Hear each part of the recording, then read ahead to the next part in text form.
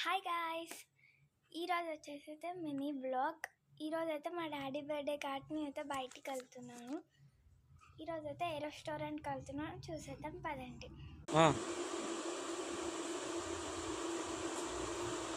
ఇప్పుడైతే మనం కార్లో వెళ్ళిపోతాం పదండి.